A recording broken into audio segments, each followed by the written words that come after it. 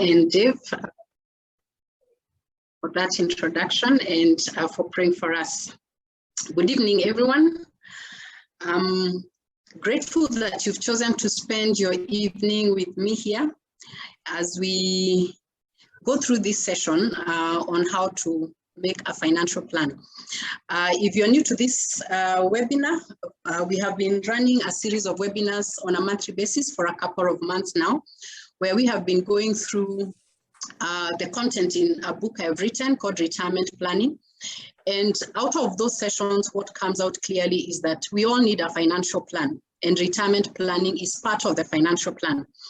So I thought that it would be necessary for me to just demonstrate what a financial plan is, just give you an idea of what it entails, and if you are to actually sign up for that process, what you'll be getting yourself into.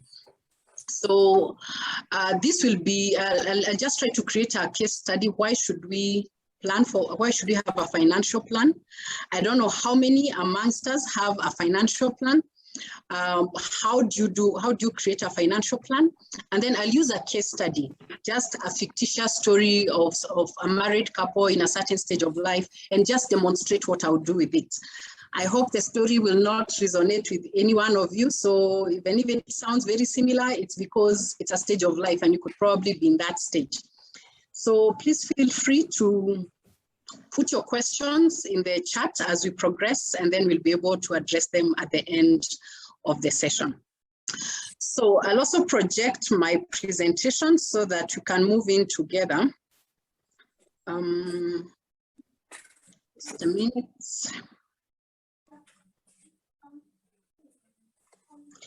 I hope you can see it well. If you can, let me know, Regina, we are good? Yes, we can see. Okay, fine. So where should we, what is? We can see it so well. The screen seems to be cut into half. Okay. Okay. Let me try that again.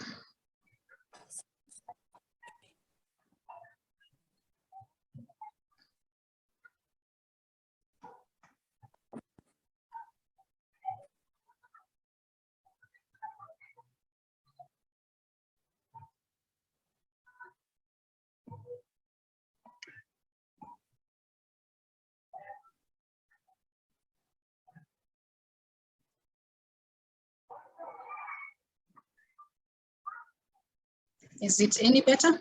Yes, this is now perfect. Okay, thank you. So what is a financial plan? We keep saying that everybody needs a financial plan. What is it? In very simple terms, a financial plan is basically a roadmap for your money. When you start earning money, basically what you have goals, you have things that you want to achieve, and this now becomes a documented roadmap. You know where you are, and you probably know where you want to be, but you probably don't know how to get to where you want to be. So when you put down a financial plan, what it does is that it defines that path, how you'll actually get to what you want to achieve. So it's usually a picture of your current position, where you are right now. It documents your goals, those things that you want to achieve, and then it shows you how you'll actually get to achieve those goals. So it's a pictorial thing. It's something that you can refer to from time to time. And one of the things that we aspire to achieve using a financial plan is to help you make the most of your assets now, even as you build resources to meet future goals.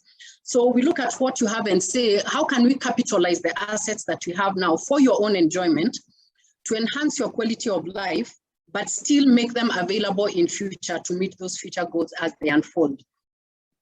So it's important then that we develop this skill. Not everyone can create a pot. I personally cannot. Not everyone can paint. It's also important to note that this skill of financial management does not come natural to all of us. There are some people who have a knack for it. There are some people it's easy for them. But majority of us need to learn this skill, just like any other important skill. But then the unfortunate thing is that this skill is not taught in school. Yeah, I think with the new curriculum we've heard about financial planning being introduced to school, But for majority of us, no one ever taught us about money. We were taught how to make money, but you are not taught what to do once we get the money, how to manage that money. So this is an important skill that you're going to need for your lifetime. You'll manage money throughout your lifetime. So it's important that you gain this skill, preferably at the earliest stage possible. And then as you progress through life, you keep on enhancing it and even be able to share it with other people. So why do you need a financial plan? You need a financial plan so that you can manage incomes, your taxes, your living expenses, your debt decisions, your savings and investments, the kind of assets you acquire and the kind of savings you get into. With increase in income, it is supposed to translate to increase in capital, but it doesn't just happen. You need to manage your income to ensure that it increases your capital, but you also need to provide for your dependents and those who really depend on you, for example, your immediate family or even extended family, as your resources grow and as your responsibilities grow. So when we do a financial plan, basically what we are doing, we'll do tax planning. We look at the kind of taxes that you're paying, and we'll seek to ensure that you're making the most of the tax allowable limits. So the government gives us options to minimize our taxes in a legal way. And you really need to manage how you're using it, because if you don't, then you'll be leaving that provision on the table and you'll be paying more money to KRA than you really need to. We look at your insurance needs, and insurance is basically protection. The biggest asset in personal finance is you who is earning that income. So we need, first of all, to protect you so that should you not be able to provide that income, then there will be another resource that will be able to provide that. Investment planning. When you want to go into investments, then you need to plan and say, where will I put my money? And why will I put it there? And what do I want to achieve with that? So the flip side of this is that if you don't plan your investing, then you're likely to be swayed by whatever is popular at the moment. If people are going to Kamulu, we all go to Kamulu. If it is Isinya, we go there. If it is Bitcoin, we go there. But when you plan your investments, then you'll be looking at what you want to achieve and how you can get there. Then you also plan for retirement, and this is something we have been talking about. And you start planning for retirement right from your first income as early as possible. Then even as you acquire assets, as you build investments, you need to start asking yourself, I'm building all this wealth, I'm not likely to use all of it. Who is going to manage this wealth when I'm not there? So we are talking about preparing the next generation for the wealth that you're accumulating. We're talking about putting details, written, documented information on how you'd want those assets to be utilized in event of your untimely death. And of course, key among this is the cash flow planning.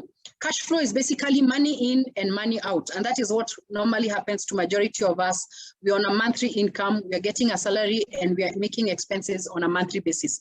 So it's usually a detailed plan that looks at all aspects of your finances, and then we try to maximize your resources to ensure that you get the best out of them. So this is what it entails. And if you look at it, it somehow looks like it might need different professionals.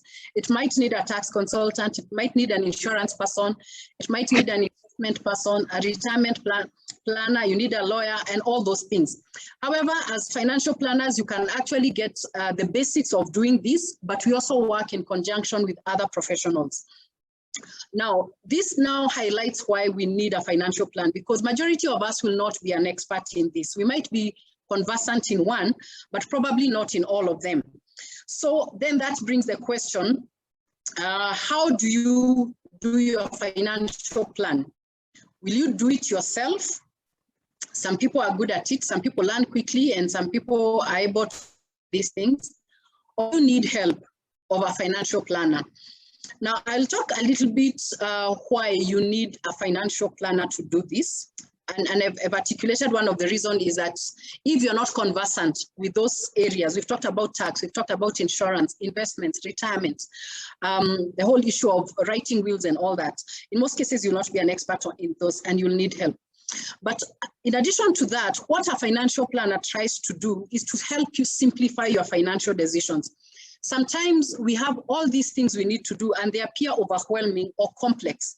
but a financial planner is able to simplify them in a language that you can understand. They help you to clarify and help you to build confidence when you're making decisions. It's always a joy when one of my clients calls me and they want to clarify something and they actually say, oh, okay, you've actually confirmed what we were thinking. Then that shows me that we've done a good job and now they're able to make decisions and they're gaining confidence. So having that sounding board, somebody who can tell you, yes, you're on the right track, or yes, you need to look at this, probably you forgot about this, then that. The other thing is that as you try to implement your plan, sometimes you have obstacles. You might need to do something you've never done before, and you might find challenges as you try to do that. A financial planner will help you overcome those obstacles. They deal with that on a daily basis, so they know the ropes, or they have a contact who might be able to help you. And the other thing that most people will normally want is somebody to hold you accountable. Sometimes you feel you need somebody to tap you on your shoulder to ask you, have you done this? Have you accomplished this? And that is one of the things a financial planner will do. So when you work with a financial planner, they will help you to set, clarify, and prioritize your goals, and then help you create a balanced way to achieve those goals. So they work with you. It is not their plan, it is your plan, but they just walk alongside you to coach you into getting a balanced plan to actually achieve what you need to achieve. So as Next Move Consulting, or as myself, this is what I do, and the kind of financial planning I do it from a holistic approach. This means that there are financial aspects of a financial plan, but there are also non-financial aspects. When you think about a financial plan, it's usually not just to accumulate wealth or to accumulate money. We look for money so that we may do something with the money. So for example, we want to provide for our family. We want to upgrade our lifestyle. We want to retire comfortably, or we want to give to a certain cause. Then that becomes the most important thing. And we also really need to look at it. So we are not just looking at building money, but we are also looking at what will you do with that money. So the focus of the financial planning I do is more on quality of life as opposed to just a standard of living. I'm not just trying to help you improve your standard of living, but I want you to have a higher quality of life, but by ensuring that you're using the resources that you have to have the best life possible using what you have already. And finally, the kind of financial planning I do, I normally do it from a biblical perspective. God has given us all the wisdom and all the information we need to manage our finances. So one of the important things is that one of the bedrock of my financial planning is that I believe that God owns it all. So the resources that you have, you're only managing them as a manager, but you really don't own them. It is God who entrusts them into you, and then you manage them, and hence you need to consult him as you manage those resources. So we use biblical principles to come up with a financial plan. And this is usually a process that takes 6 weeks. We meet once a week for 2 hours, and we discuss different aspects, which I will take you through shortly. And we do this either with individuals, or for those who are married, I encourage couples to do them together if they are able to, because when you do them together as a couple, then chances of implementing it and succeeding at it are normally quite high. So we'll go through the 6 steps and just try to illustrate what normally is covered in each of those steps. And then from there, we'll go into a case study where I'll use a fictitious family, and then we'll try and work out what would be the plan for them. So the first process is usually to help you understand yourself, and even to also help me understand you. So I do not know you, you come and you want me to help you create a financial plan. For me to help you do a plan that will benefit you, then I must know a lot about you. So one of the things I do is that I give you a personality test to do, and you get a result like the one that I have displayed here. This is a free online test I normally use from the internet. It's called moneytype.me. You can actually go and do it. And it gives me an indication of who you are. So for example, this was for one of my clients. They're 70% producer. Producers are those people who like managing money.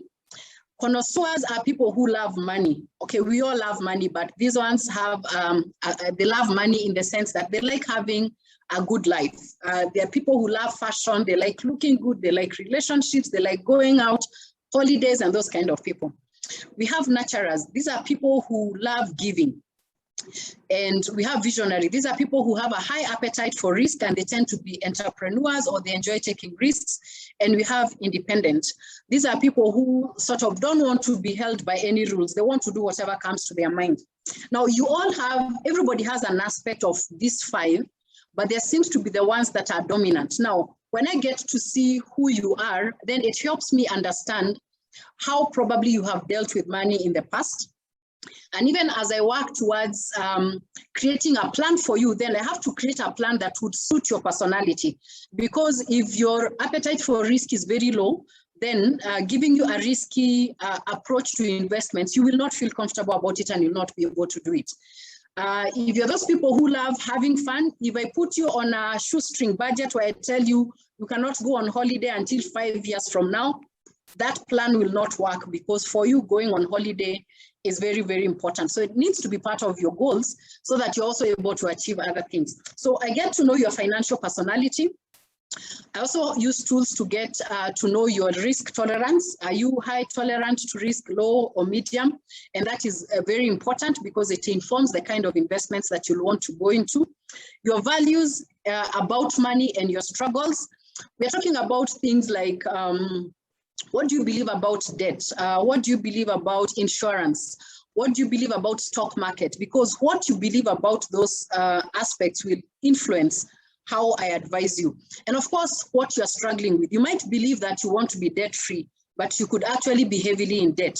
So that helps me to understand where you are. I like knowing about your background. How was money growing up?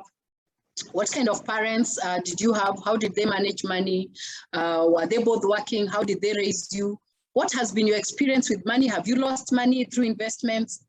Have your friends lost money, and has that affected what you think about money? And also how you relate with culture. When you see things on media and they talk about Bitcoin, or they talk about this family who are struggling with wealth, what exactly comes to mind? Those things help me to be able to advise you. And I also have a tool I use, which I call Return on Life, which helps me to understand how you are doing on 10 aspects of life. These are basically, it's basically a 360 degrees approach, which looks at your home, your income, your learning and development, your achievements. Are you living on purpose? What do you do in terms of leisure? It helps me look at everything around you and be able to bring out some of the things we really need to take care of, things that you might not be able to bring out if I asked you what you want us to plan. So for instance, one of the things many people leave out is, as people age, their parents start becoming dependent on them, and sometimes it is not so obvious. So sometimes some people don't see that, like, that is something they need to plan for, but it actually brings it to the front that your parents are advancing in age and they need to start being part of your plan, or you know something about it.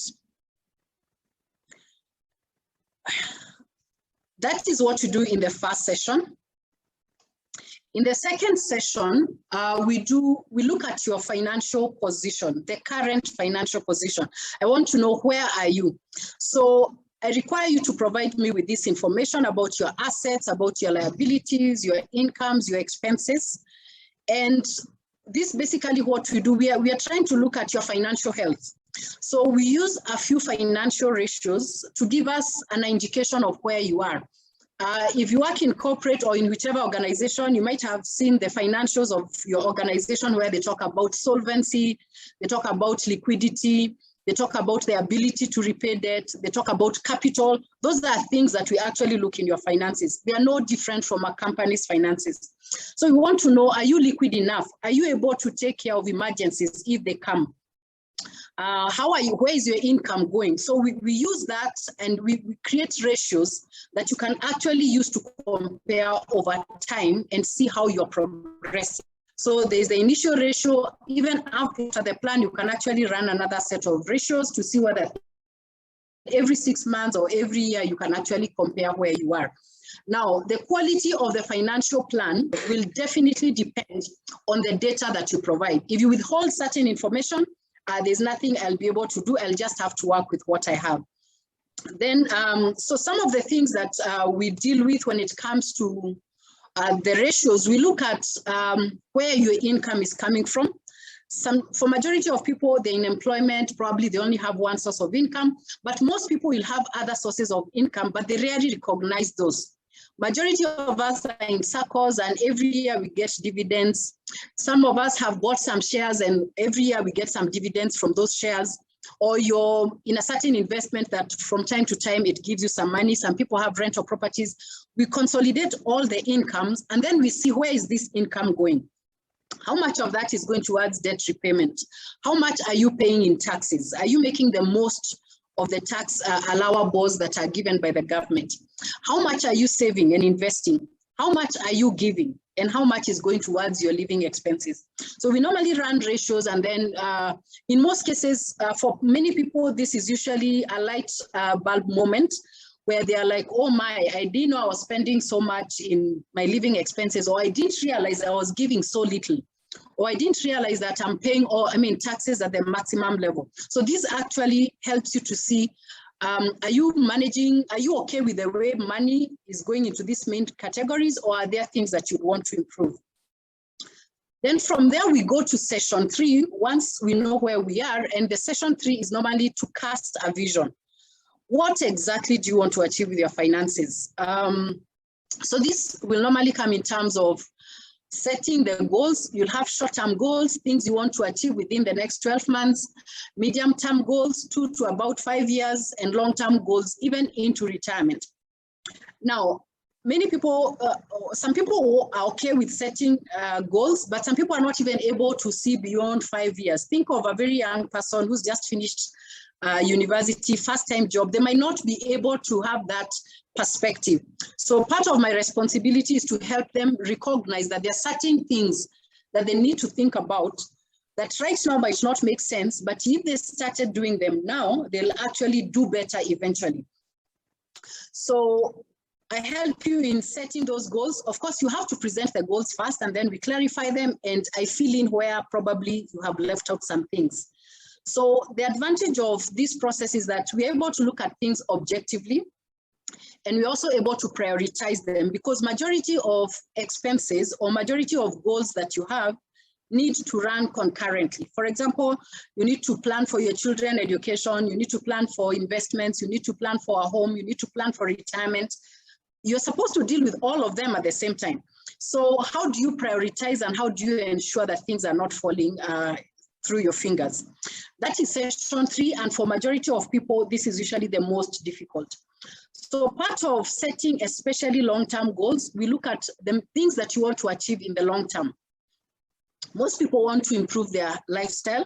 Probably you want to move from a certain home to a rented home to your own home, a certain size of a house to a bigger house, 1 car family to maybe you want 2, or you want to upgrade your car, whatever it is. Their family needs, children need to go to school. We need to provide for our families, our relatives, our parents. You want to take your family for holiday, amongst other things. And then we also have the whole issue of financial independence. We would want to have that assurance that our investments will take care of us if we lost our job, for instance. Can we be able to sustain the same lifestyle? So this becomes one of the goals that you should have. Freedom from debt. In as much as we use debt, and sometimes it's very easy to get into debt, most of us want to get out of debt as fast as possible. But many of us find ourselves trapped in debt and probably drowning. And a number of my clients who come, probably one of the things that prompt them to come is the whole issue of debt. Giving is a significant part, especially when you think that the resources you have are God's resources, and He wants to use you to also do other things in the world, to help the needy, the poor, and even to support God's kingdom. So giving becomes a big goal that you need to take care of. And of course, some people want to start businesses, and we need to plan how they will get into that business. So these are some of the things we ensure that they are taken care of. Of course, not everybody will have these goals, but everybody should have at least 5 goals. Some people don't want to start businesses and they're okay, but all the other goals, basically, you should have them in one form or the other. Then that is the third session. When you come for the fourth session, then I come with my recommendations. I know where you are. I know where you are coming from. I know what you think about various investments and what your experiences have been. And now I also know where you want to go. So my work here now is to help you create a pattern or a strategy to take you to where you want. So we look at things like liquidity. For those who attended earlier webinars, I talk about the 5 principles of managing money, being you need to spend less than you earn because the surplus is what you save and invest. You need to have liquidity. You need to create a margin so that in case you have emergencies, you're able to take care of.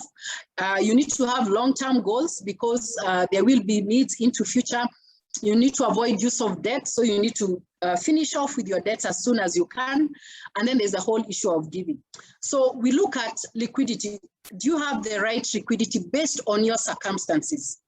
2 families, a couple and 3 children might have very different circumstances and their need for liquidity will be different. So what is your liquidity and how do we achieve the right liquidity? I advise the right saving ratios and where you should save that money.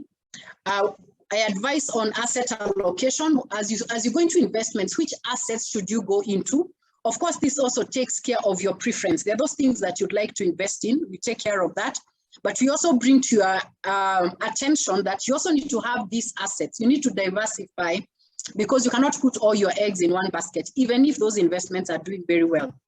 If you're in debt, I give a recommendation on how you can manage your debt. Some people want to get out of debt or they want to minimize their debt. And even some people probably want to go into debt. For instance, if they want to take a mortgage or that kind of a loan. Many people have children, they need to plan for education. So we'll have to ask, how do we invest for this education? Do we buy education policies or do we put up other investments? Everybody, I'm sure, dreams of having their own home. We talk about that. How do you go about that? How do you plan for giving? How do you diversify your income? Majority of us depend on one income, which is basically the salary, and that is a very big risk. So we work towards diversifying that so that you're able to have more than one source of income, which should translate into retirement, even as you seek to replace your salary with investment income. And then we look at your insurance. If you have people who depend on you, you definitely need to have insurance if your assets would not be enough to take care of them. So we determine what those needs are and the right type of insurance products that will cover that need. Retirement planning is a big part of it. And then even as you accumulate wealth, we start thinking about where will this wealth go? Because when you leave this world, you'll not go with it. You'll have to leave it here. Who will it go to? And are those people identified, or those causes that you'll be putting this money to? Have you identified? And what are you doing to equip them to manage those resources well? So these are the recommendations that I normally give. Of course, now they're very customized for each client because each client comes with their unique circumstances. Then in the 5th session, I normally take my clients through what I call a decision-making process. This is not my process. It's one of the processes I have identified that people use. There's a book called The Rational Manager. It has a very good decision-making process that can be used to make any decision, but it is very, very good, especially when you're making financial decisions. So the purpose of this is to equip you with that skill to enable you make future financial decisions because we make financial decisions every day. And even as I'll still be there to support you, I'll expect you to gain some muscle with that so that you'll more or less be to me, not to help you make the decision, but as a sounding board, to check whether you've gone through the process well, to affirm what you've done, and maybe to point out a few things. So even as I make recommendations, you will still need to make that decision. Will I implement recommendations as advised, or do I want to change? So the good thing with this process is that it's something documented and you can take any decision through it, and it helps remove some biases. For example, you might be inclined towards certain assets. You just like certain assets, but probably that is not the right asset for you. So it removes that bias by looking at, for example, the risks that you'd have by going in a certain direction. What could go wrong? How bad is that? And what is the probability? And then you are able to make better decisions.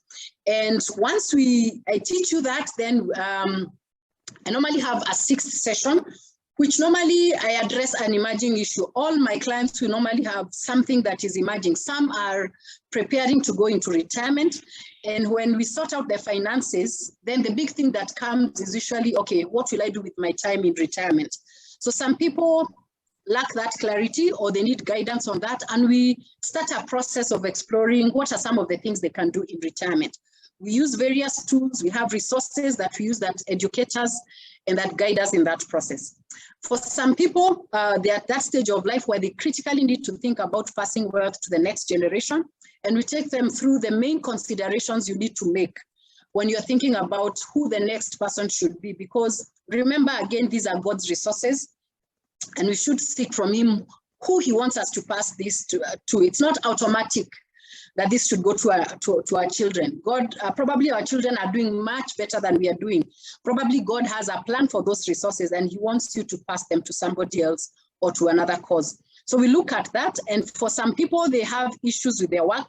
They're probably considering leaving work and going into entrepreneurship. Some people believe they are called to do other things other than what they are doing. Or they are sensing a calling to do a certain thing, but they're wondering how will they be able to finance their living expenses if they leave work or go that. And we're able to clarify this. For some, it's the beginning of that process, and for some, we're able to conclude it, and they discover whether they need to leave what they are doing, whether they need to stay where they are, or they need to go out there and start something new. So depending on where you are, we normally address whatever is emerging. So that forms the 6-week session that we normally do. And now I am going to use a case study. All of us are at different stages, and I had to think of, what case study do I use? So I decided to use people in their mid-career, in their 30s. I was not very creative with names. I called them James and Jane. I assumed they have 3 children who are about 10, 8, and 5. They have a combined income of about $500,000. If your income is way below this or way above this, please just try to bear in mind you'll get there if you're not yet there. And if you're beyond this, just try to understand where you are when you're earning this kind of money. There's no one case that would fit every situation.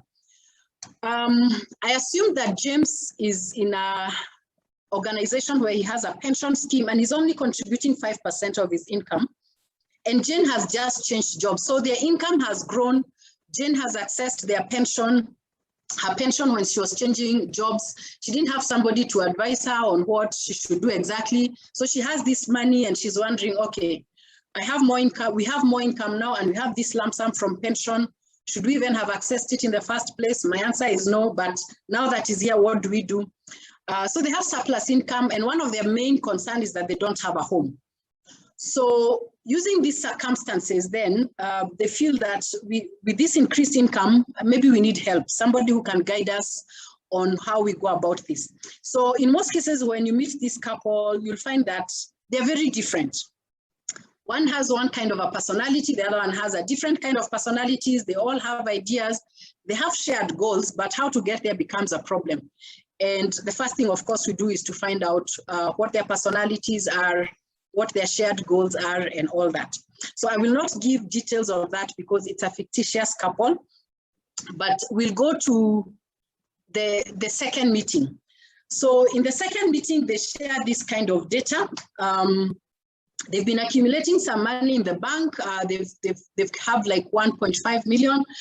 And then Jane accessed her pension and somebody told her you can actually put it in a money market account. So the money market account is holding the kind of pension she had, which is about 2 million. They had invested in some shares a while back, but they stopped investing there. They have a little money. They have life insurance. And this is the surrender value. One of the things they did is that very early on in their career, they put money in a policy and it's nearing maturity. So when you put life insurance here, this is the value. If you cancel that policy today, you would get, not the sum assured. And then they have been in SACCO. So this is combined income for the family. So those are what we call the liquid assets. Those are assets that you can convert into cash within a period of about 12 months, 7.7 million. For their non-liquid assets, they don't have a home. They live in a rented home. They have pieces of land here and there. They have 2 cars, which are aging very fast. And one of the things that they want to do is to change one of them. And James' pension is about 5.2 million. And then that makes non-liquid assets that are not very easy to convert into cash into about 11 million, and the total assets are about 18 million. Now, this is typical of especially families who are professionals. Both are working, they probably left college at the same time, and they are now getting into management position. This is very typical. So that is their asset base. They have a loan. Okay, let's look at their, I left out the loan. They have a small loan of 275,000. And one of the things they want to do is they would want to be out of debt, and they hope to probably get into a mortgage later. Then this is their cash flow. This is their budget, what people don't like hearing about. But if we are to work and come up with a plan, we must track where our money is going. So sometimes people feel trapped if they really have to look at everywhere every coin is going, but you can have a rough estimate of how to go about it. So we just use big classifications. So we are looking at what their gross income is. For them, their primary income is salary, combined income of $500,000. They give about 40,000 per month. Their taxes are about 96. These are estimates. I've tried to come up with, to calculate the tax well. Debt repayment, they are paying about 25,000 per month.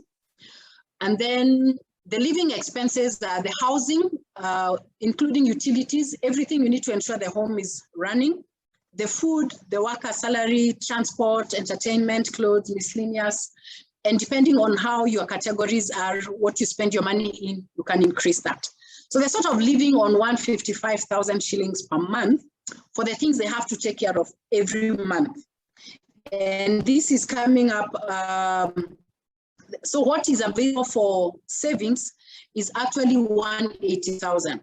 And one of the things that probably has prompted them to come is because now they have this disposable income and they're wondering, where do we put it? And then when we look at this available amount for savings, where is it going currently? So they opened a money market account and decided they'd be putting in 10,000 shillings there. They're paying 22,000 into the life insurance we talked about. They pay 10,000 to the circle, and James is contributing 25,000 shillings to his pension. So as at now, they have uncommitted funds, money that is usually left when they take care of the important things, but somehow by the end of the month, they really don't find themselves with this money and they really want to take care of it. Those are regular expenses, but most of us will also have what we call irregular expenses. If you are running a car, you probably have to pay car insurance. Some people pay it once, some people pay it on a monthly basis. It depends with how you pay it. Some organizations, for example, Jane, where she is, she doesn't have a medical insurance, they don't have a pension plan, so she really has to take care of these things. Or probably both of you have a medical insurance, but you realize it is not enough, you need to revamp it, or you need to buy insurance for your parents, whatever it is. If you have a car, you need to maintain it, and they have 3 kids, so they have a lot of school fees to pay.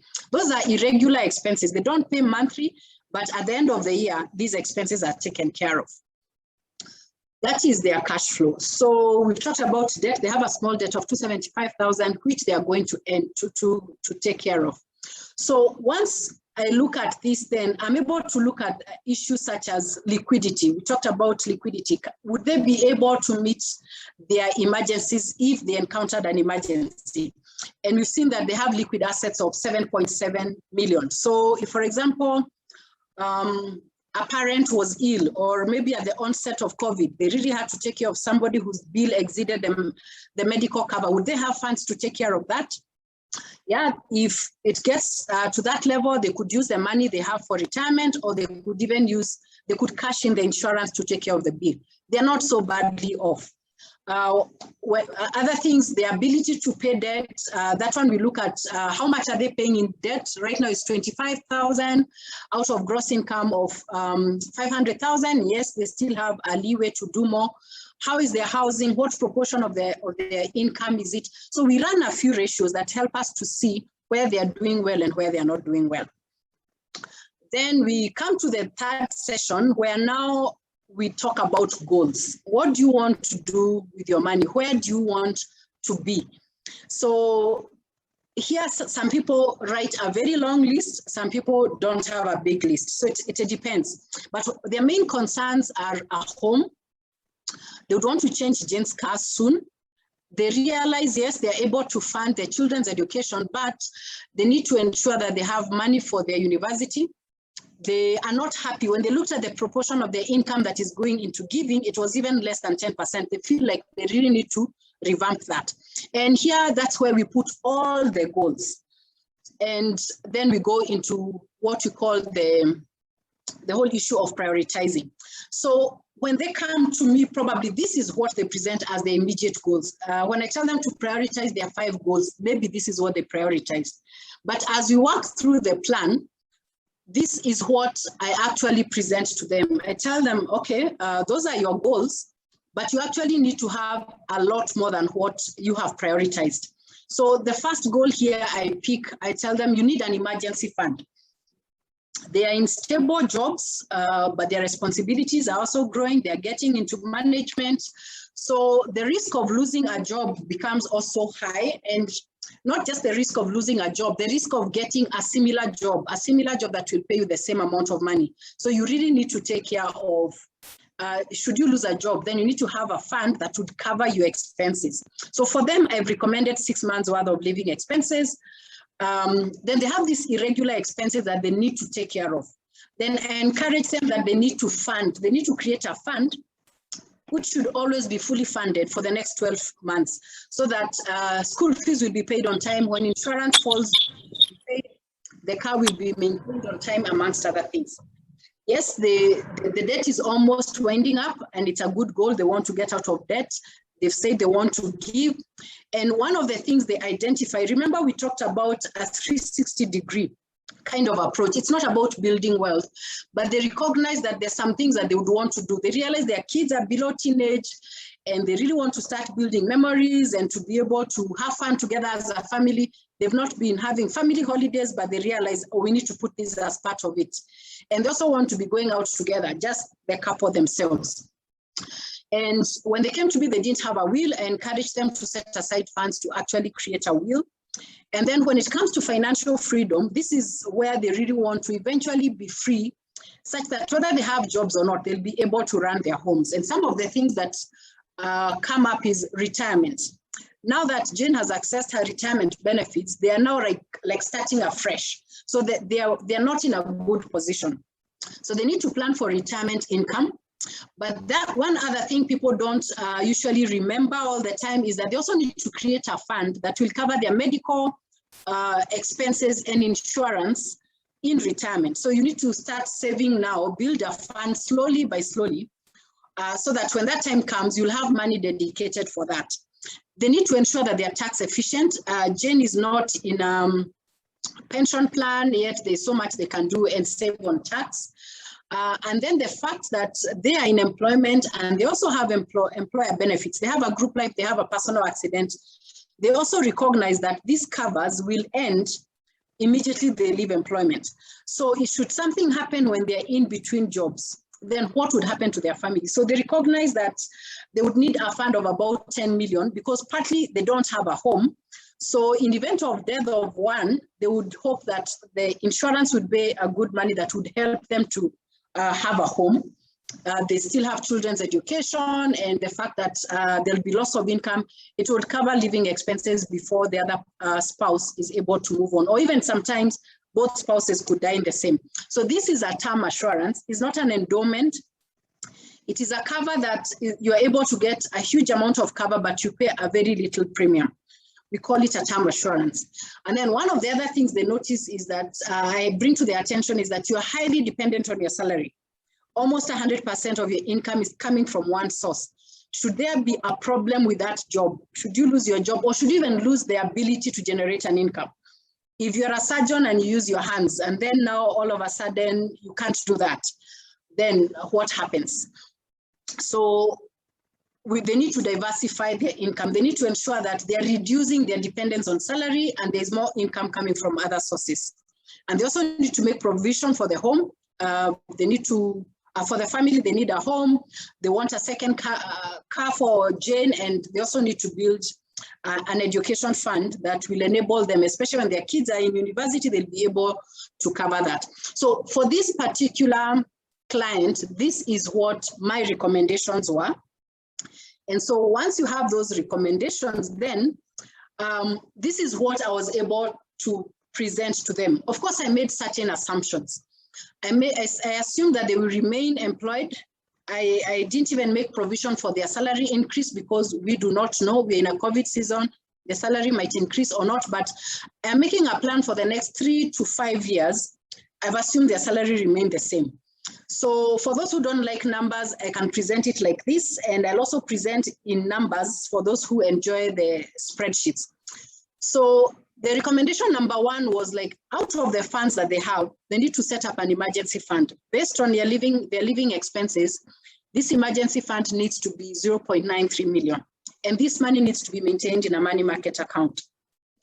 That means it is, you define the circumstances that you'd call an emergency. When you want to buy something new or you want to do something that you like, that's not an emergency. You can save for that and do it.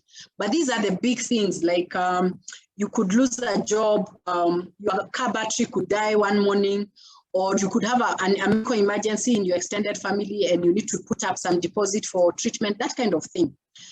And then there are irregular expenses. There were 3.47 million. This would be the 12 months, which includes things like insurance premiums, school fees, and all that. You need to ensure that that money is available to actually take care of that. I've encouraged them to repay their debt. Instead of repaying it in almost 1 year, I've encouraged them to put in more money, double their repayment from 25,000 to 50,000, and be able to clear their debt in 6 months, so that they will free this cash flow. So after 6 months, they'll have an additional 50,000 every month, money that can go into investments.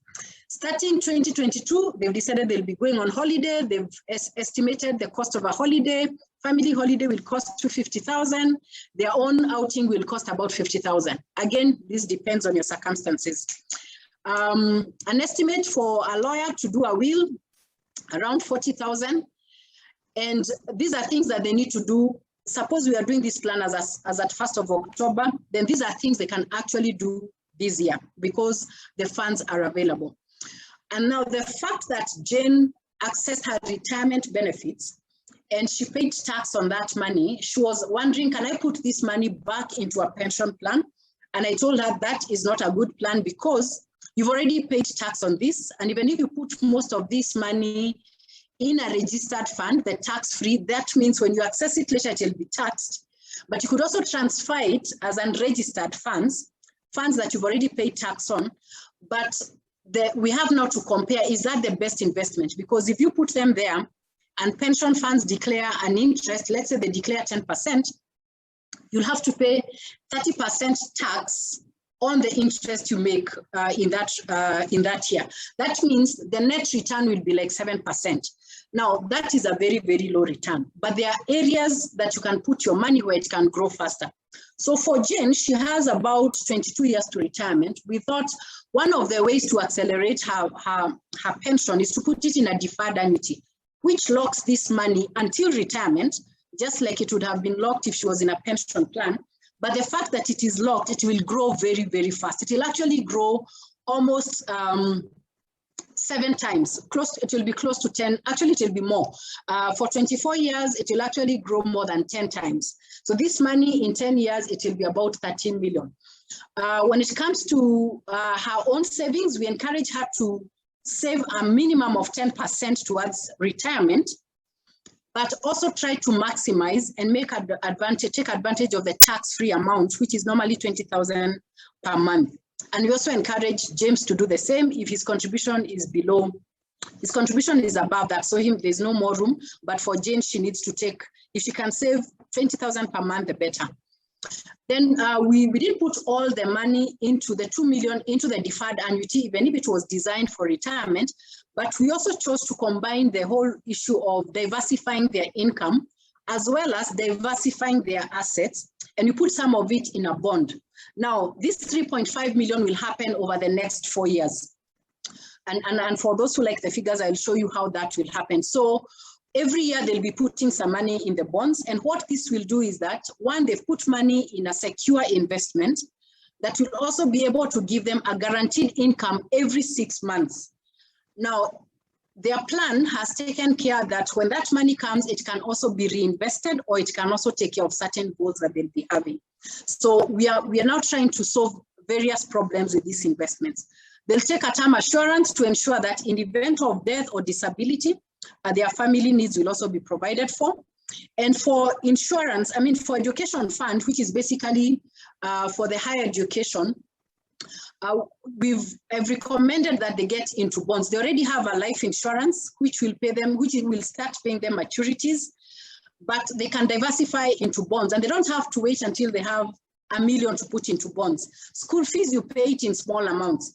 So they can invest 100,000 shillings every year into a bond for the next 22 years. That will ensure that as these bonds mature, of course, we will time them so that they coincide with probably when a child is going to high school or when they are going to university, so that this will enable them to have that money and be able to take care of that need.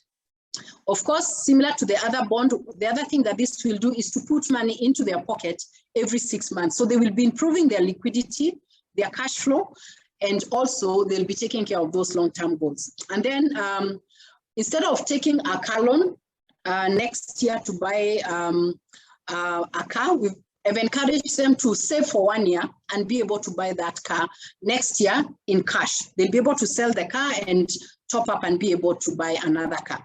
So those are recommendations for this particular family, which could be very different for recommendations for you. So this is the what I would call the accounting presentation of it. For those who love numbers, they will enjoy this. For those who don't love numbers, they get confused with this, but we put it in prose for those who need to do that. So if you look at the current year, 2021, we just have about 3 months.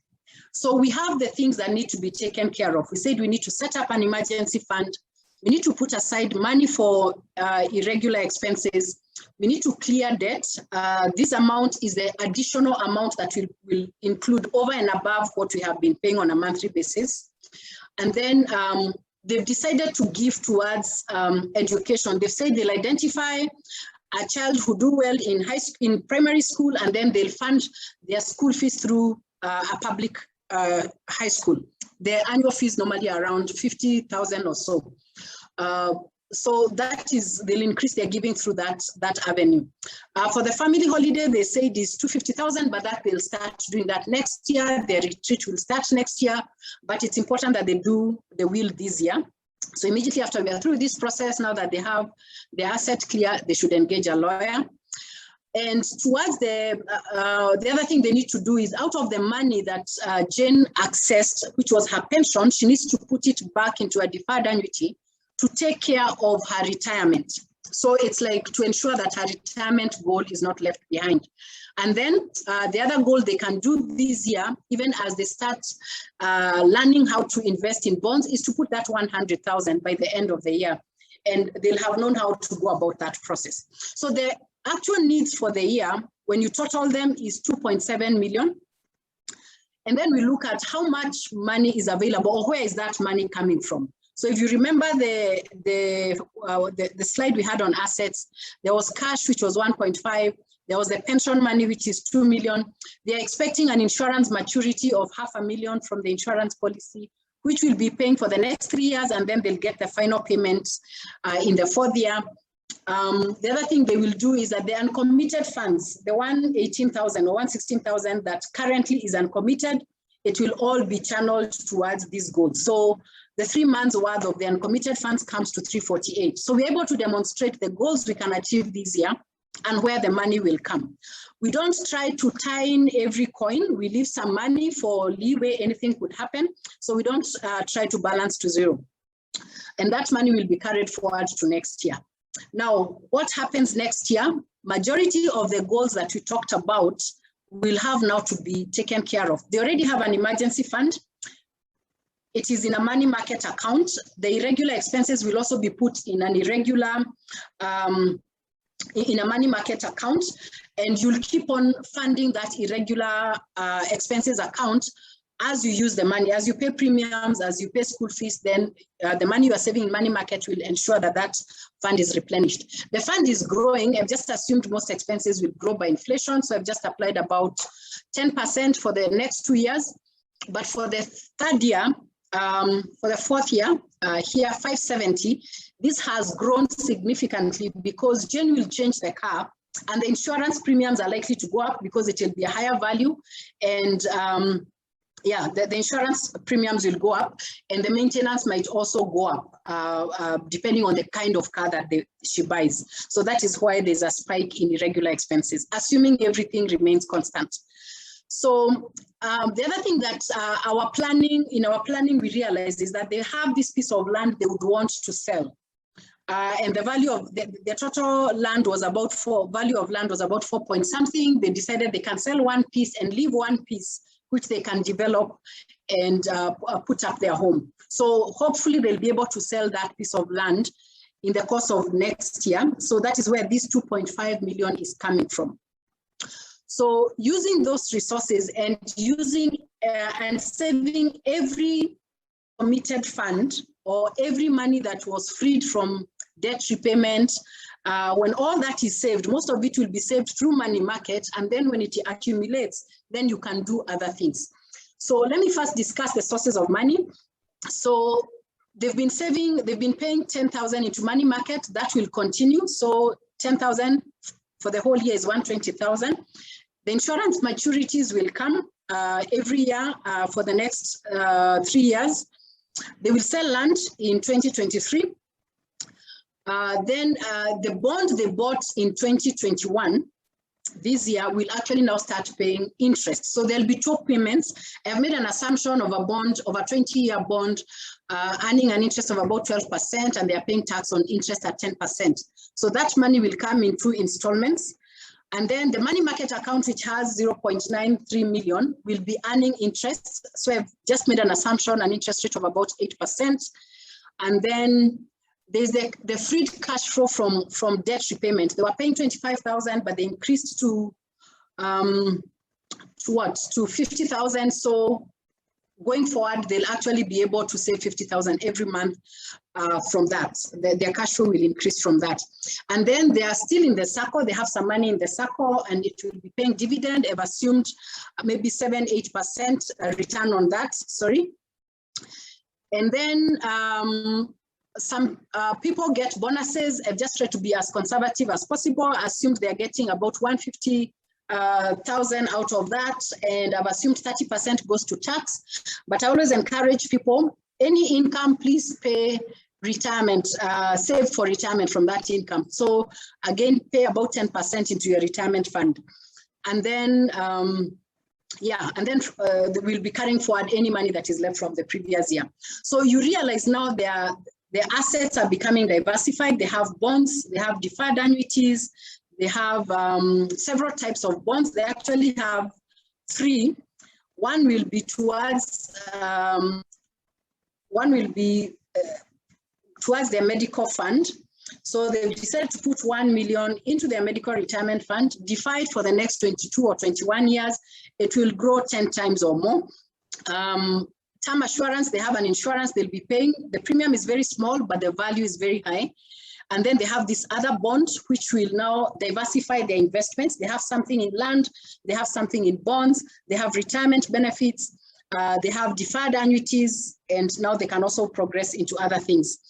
And so that is what happens in the next year. And then we keep projecting like that. When it comes to 2024, they'll be able to sell the car. So they'll have an additional, I assumed 350,000, and then Jane will need to buy another car at $1 million. And that is the main difference in that year. And then they'll have achieved most of their goals except the home. So the home, they have land, but they need to accumulate savings to be able to develop it. If they have a mortgage facility, I would encourage them to take the amount of money. They have estimated they need about 6 million to put up a home. And they're not in a hurry, because where the land is probably where they can't live now when the kids are in school.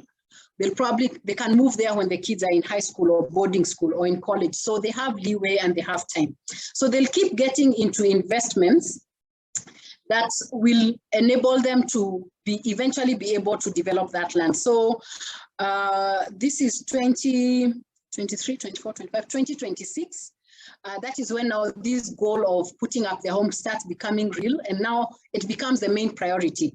So they can't be able to do it that year because their needs for income would be 7.3 million, but they would only be having 3 million. So they would only be able to fund it sort of to the tune of about less than 3 million or about 3 million. So they would still need more money. They would need about 4 million. So there are various things they can do. They can push this goal forward. They can decide we'll save more in the next 2 years, and then we'll be able to actually put up this house cash, or we can take a mortgage and be able to develop the land. If we can be able to live there, and then we'll be able to reduce our rent, and that money can go towards repaying the mortgage. Or at this point, if they really want to avoid debt, they can say we'll get out of the circle and we'll use the savings, which probably by now will be close to 3 million. They add to what they have, and probably they might be able to actually develop that land. So this is just an example of a family and what would actually go towards that. Of course, this is highly customized. One of their goals was to get out of debt. They wanted to minimize their debt, and they were like, whatever debt you want to go into, unless it's a mortgage, we don't want debt. They want to do, they want to diversify their income, or they need to diversify their income. Their interest is not to go into more land. And even if they are to go into more land, then that would have to be later. And they want to build a fund for their children's education. So this is just but an example. I hope this has been helpful, and this has given you an idea of how a financial plan can help you clarify the vision you have for your finances and actually show you the steps that you need to take to actually realize that plan. So I think I'll stop there so that you can take questions, but oh yeah, I still have one more slide. So that is the plan, but how do you implement this? So you've seen you'll need several financial tools. You'll need money market accounts. These are provided by fund managers. I can help you to identify a suitable provider, or you have existing money markets, then you can use them. You might need to take, for Jane, she would need an individual retirement plan because the employer does not have one. I can help you identify a suitable provider and you start your plan. They have never invested in treasury bonds. They will need to do that. So I'll guide them on how they can open a CDS account with central bank and how they can actually start making that investment. For deferred annuities, these are offered by insurance company. I'll guide them on getting a quotation from the providers and identifying the right provider for them. For property development, I am not an expert in that area, but they will need to look for somebody who can guide them on that. So we recommend them to look for that advice where they need it. So what will be the outcome of this plan? They'll have diversified assets. All their assets will not be in one type of assets. They'll not have just a home, retirement benefits and land. They have various investments. Their incomes will be diversified, and they'll start growing incomes from non-salary sources. They'll have family protection in event of untimely death of any of the parents or the spouse. Then they will ensure that the family is well provided for. And lastly, the other thing is that they will be able to meet most of their goals. So by clarifying their goals and creating a roadmap and remaining committed to that goal, then they will be able to achieve those goals. So, and then they'll also have metrics that they can use to review their performance on a regular basis. So the next thing we'll need to do is to do an annual review. So we look at the assumptions we made, that they still have jobs, they're getting bonuses, their circles are paying the dividends as we projected. We'll check whether those assumptions are okay. And if they're not okay, then we'll adjust them. We'll check their progress. Are they doing well? Are they struggling in any area? What can we do to improve? Their goals might have shifted. One might get a job where the school fees are provided by the employer and they might not need to put money aside for that. So some goals might come up, some goals might be dropped. We need to take care of that. Their needs might change. They might need to put more money in other people who need their help, or they might even get money from other sources. They could get an inheritance or whatever it is. So an annual review ensures that you remain focused on your goal and you make the tweaks where you need to do that. Of course, you don't wait for a whole year to talk to me. You can talk to me if you need to make a decision or there are significant changes to your plan. For example, you could get a very high salary increment and you realize that you'll be able to achieve these goals much faster. Then we might need to adjust your plan earlier than at the annual review. So that is what I normally do with my clients, and I can see some of them are here. And of course, like I said, this is highly customized. There are no two plans which are identical. They are all different because different people are at different stages.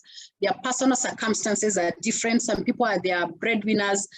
They even take care of their family members. They're educating their siblings. Other people, they don't have a lot of responsibilities.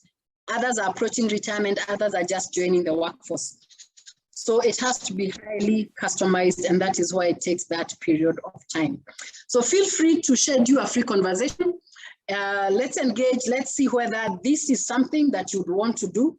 Let's see whether you'd be the right fit. It could be what you want to do, but probably I am not the right person who can do that, or I could turn out to be the right person to do that. Those are our contacts. You can reach that.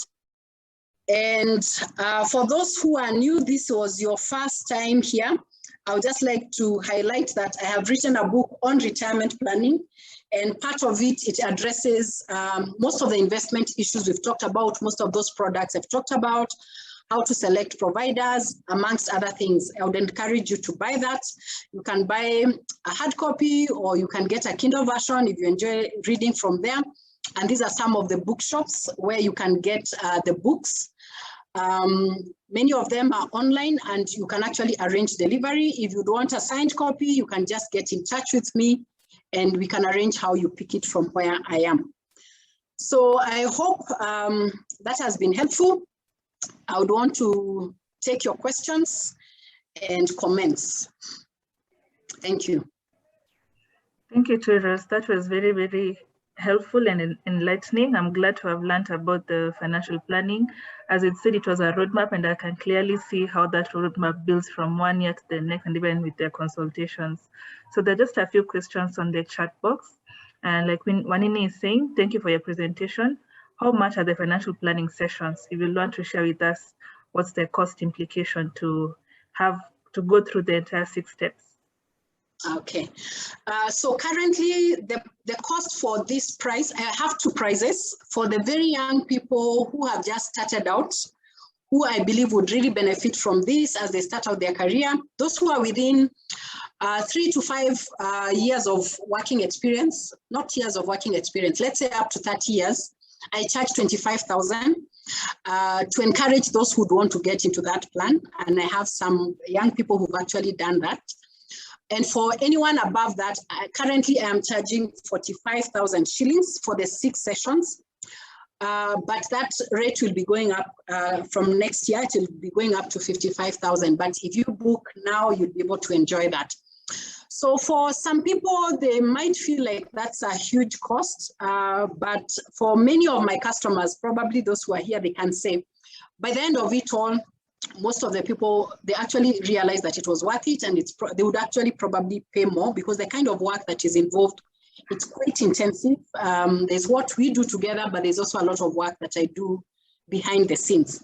And for example, if you, if probably you're holding money that is not in investments, you can actually be able to recover that cost during the time when we are making this plan. Within 2 months or within less than a year, you will definitely be able to recover your cost. So for those below 30, it is 25,000 shillings. For those above that, it is 45,000 shillings. You pay half of it at the point when we sign a contract, and you pay the other one after we clarify your goals, which is normally after the 4th session. For those who are couples, I charge the same. They get the best value because I charge the same amount if you come as a couple. So I don't double depending on the number of people. So whether you're single or a couple, we charge the same amount. Yes, that is the cost. Thank you for that. I like the couple part. It seems like it's buy one, get one free. Someone is asking, what if you're over 30 but just getting into the job market? Can the 25K still stand? Now, unfortunately, I have to put a cutoff point because there will be very, very many scenarios that will come. I'm here, can I qualify for this? So for purposes of clarity and making it easy for me, and that is the cutoff. Of course, I'll ask you for your ID, so we will qualify or not. Maybe for those who struggle, maybe what we can agree on is how you pay for the installments. But basically, that is it's almost cast in stone to enable me also be able to give you the quality service that you would want to have. Otherwise, if I feel very pressed so much, I'm not able to meet my expenses, I need to fund the meeting room where we meet, I'll need to do certain things, then it becomes a challenge. But basically, that is the cost. Okay, thank you for that. Maybe I can just ask, you say that the cost lasts for 6 weeks, or it can be a bit flexible? Yeah, so the session lasts for 6 weeks. We have 6 sessions, but the contract normally lasts for 3 months. I recognize that sometimes you could have things that come in between that you're not able to attend when you want to. So it can run for up to 3 months, but for best results, it's when you do it consistently. Because what we do builds on the next thing, and you will need to be making some of those decisions and implementing them. But should you not be able to attend for whatever reason, we are able to take care of that. Okay, thank you. We've really overrun our time, so I'll just take a few more questions. Then the rest, Rose offers a 30-minute free consultation, so feel free to take advantage of that. So Emily is asking, do you do any group sessions? Now, as you realize, that is a question I've had, and I haven't tried group sessions, but you realize that most of these things are highly personalized, and for you to get the best value, you'll have to disclose the information. I just wonder how that would happen in a group setup.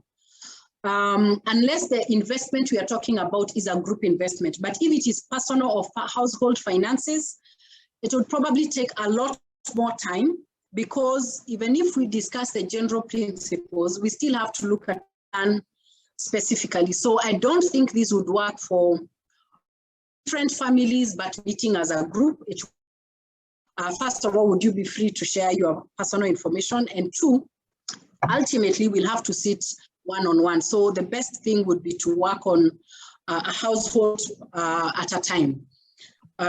But if it is a group investment, you put together money for a certain purpose, then I can take you through that process for purposes of that investment. Okay, thank you. Karani is asking, how can those with unstable or irregular income ensure they remain on course to achieve the goals we set within that period? Yes, even for those with irregular incomes, we actually create a plan based on your income sources. So people in business tend to get erratic income. Sometimes you get a lot of money, sometimes you don't get money at all. So we have to make plans with that. So we use the same principles. We ensure that you have an emergency fund that will enable you to run when you don't have an income. But we also ensure that you don't invest all the money when you get those huge amounts of money. We actually provide for those seasonal income. So this will work for people with a steady income and for people without a steady income. Okay. There's a testimonial from one of your clients, Beatrice. She says, a worthwhile investment. I've gone through it and it feels well set off my retirement plan. Don't miss out. Thank you for that, Beatrice. Maybe the last question is from Lorraine. Thank you for this presentation, she says. Can you expound more on the deferred annuity and how it works? Okay, so a deferred annuity is one of the products that we don't use a lot in this country because what it does is that you take a lump sum amount to an insurance company and you defer access to that income for a specific number of years. That means during that defer period, let's say 5 years or 10 years or 30 years, whatever period you decide, you cannot access that money. That money can only be accessible in the event of death. Now, most of us don't like hearing that, but think of a situation where you're in a retirement benefit scheme and you're working with this employer until retirement. Your money still remains stuck in that investment until retirement. And majority of people enjoy when they receive their retirement benefits because probably if they got that money, it might not have been there, same amount in the same way by retirement. So a deferred annuity is an insurance product. Put in a lump sum, it is deferred for a period of time, and then you start getting it after that deferred period for a specific number of years or for a lifetime. An example would be a life annuity for those who convert their pension into an annuity. It pays them an income for the rest of their life. But when you use a deferred annuity, you can use it for long-term goals, things like retirement, or things like medical retirement fund in retirement, because you want to access this money in retirement, or even school fees. If you want to put money for university 10 years from now, you can actually put $500,000, but then by then it will have grown into several millions because you couldn't access and the insurance company is able to invest that money. So that is only provided by insurance companies and you need a quotation to be able to access that. And then put your money and then you can rest easy. It is a promise. It's not like other investments which depend on performance. It is a promise that what the insurance company has promised you, you'll actually be able to get it at retirement. For more information on this, you can actually go to our website, retirementsolutions.co.ke, and you can actually be able to read more about the annuities. I have put some information on income drawdown, personal pension, money markets, deferred annuities, and the pension annuities. You can get more information in detail, or you can also get the same from the retirement planning book. Okay, thank you, Rose. We've gone past our time. I think the content was so nice. All of us had to stay around. So thank you everyone for sharing with us your time. Also, thank you, Rose, for sharing with us that valuable knowledge. We hope that most of us will take advantage and make a financial plan with you. So those who are asking about the presentation and the recording, we'll share this to your email, and we'll also send the YouTube link so that you can watch it when you're settled down, and you can also take notes, and feel free to consult with Rose on her number and also on her email. So I'll finish the comment from Dave, who says, a wonderful presentation made. Thank you, Rose. The process is truly needful. Failing to plan in most cases, the planning to fail. A worthwhile investment this is. So thank you, Dave, and also those who are commenting. Thank you very much for that. Rose, you can give us your closing remarks. Yes, you can give us a closing remarks. I've seen one of my youngest clients here. It's called James Njogu. James, would you want to say something about the process you took last year? Yes. Thank you so much, Rose, for being such a wealth of information when it comes to how to plan our finances. I totally agree with what Big Dev said. This process is very needful, and most of the time as young people, we are so, we don't even know where to start. You've just started out, you don't even know what an HIF is, you don't even know about insurance, or just the planning process of it all. So I really enjoyed, and I really appreciate the fact that I have a resource such as you, Rose, and I would truly encourage every other young person, or even older people, to take advantage of this opportunity. You won't regret it. I'm still hoping that my revenue streams will be increased, so I'll be giving you a lot of business in the coming future. Okay. How old are you, James? I turned 26 this year. Yeah, we did this plan. Thanks a lot, James, for that. So we did this process last year when James was 25. And as I mentioned in the last webinar, Dave was also one of my youngest clients again. I think Dave is 24, I'm not sure, but yeah, around there. So this process can benefit everyone, the young, the middle-aged, and even the old.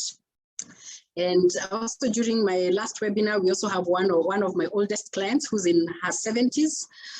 She gave her testimonial. So it's, like I said, it's a skill you need for life. So consider doing this. If you don't have money for it, you can plan for it. You can continue engaging, continue attending the webinars. I'm sure you'll be able to glean. When we share these slides and this presentation, try to do something with your finances. Try to take your finances through this process and see how far you can go. Of course, I expect some people will have challenges. If you feel you need help, please reach out. Some people might be able to actually do their own plan, which is also very okay.